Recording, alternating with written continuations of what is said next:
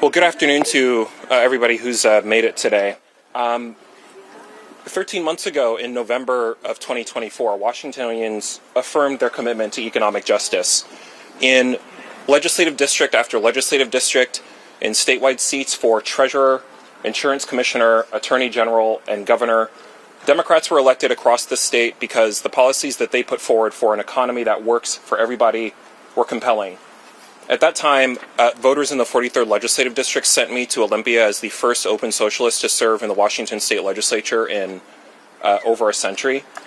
But more popular than any elected official in the state of Washington were the results of Washington State's capital gains tax referendum, where 2 out of 3 voting Washingtonians elected to continue taxing the ultra-wealthy to fund early learning and childcare in Washington State.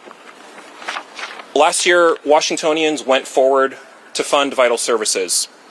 Washington, D.C. went a different way. Project 2025 promised record tax breaks for huge corporations, rollbacks of social safety net programs like Medicaid and the Supplemental Nutrition Assistance Program, and the elimination of aid following climate disasters like wildfires. President Trump swiftly went about actualizing that agenda.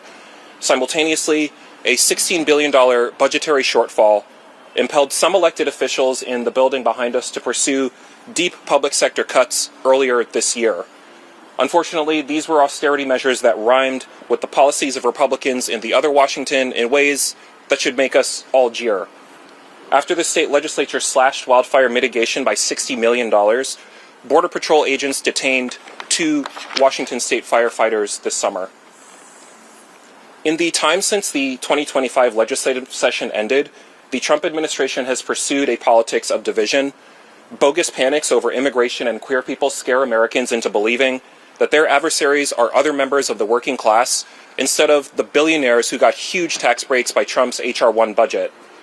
Washington state corporations T-Mobile, Amazon, and Microsoft took money that they saved from tax breaks enacted by the state legislature and used it to donate to Trump's gilded ballroom. The way for Washingtonians to fight back is to build a bolder Washington, a Washington that defends the people a Washington that defends the programs that people depend on, while the other Washington defunds them. That is why this week my legislative office is dropping a suite of 3 bills to meet this moment. The first is the Wildfire Alleviation Support Act. That's House Bill 2089, and this bill would restore funding to the wildfire response account that was cut in 2025. And this legislation accomplishes this by ending a tax break for big banks. The second bill will grant Washington counties the ability to raise corporate taxes of their own for the first time in our state's history. For too long, our counties have depended on regressive sales and property taxes, counting on increasingly unreliable federal grants to fund basic services like public safety and climate infrastructure is no longer an option. The third of these bills is the bill that we are gathered to discuss today. That is the Well Washington Fund. This is a new dedicated account that will be guided by subject matter experts who will study the impact of federal austerity budgeting, and they will advise the state legislature on key investments that it must make to keep Washington healthy, whole, and well in the face of federal divestment by Washington, D.C. The Well Washington Fund funds our future. It will generate $3 billion annually to support public programs. The Washington State Office of Financial Management has identified cash assistance programs, higher education, and healthcare as the areas most endangered by Trump's H.R. 1 budget. Housing is additionally at risk due to deep cuts to the Department of Housing and Urban Development. The Well Washington Fund protects these programs at a time of great financial uncertainty for the people of our state. Now, the revenue source at the heart of the Well Washington Fund is a corporate payroll tax on annual wages above a $125,000 threshold. Only the largest 1% of Washington corporations will pay this payroll tax, but we are prepared for a fight to get it passed nonetheless. Washington State has recently made historic investments in the public sector.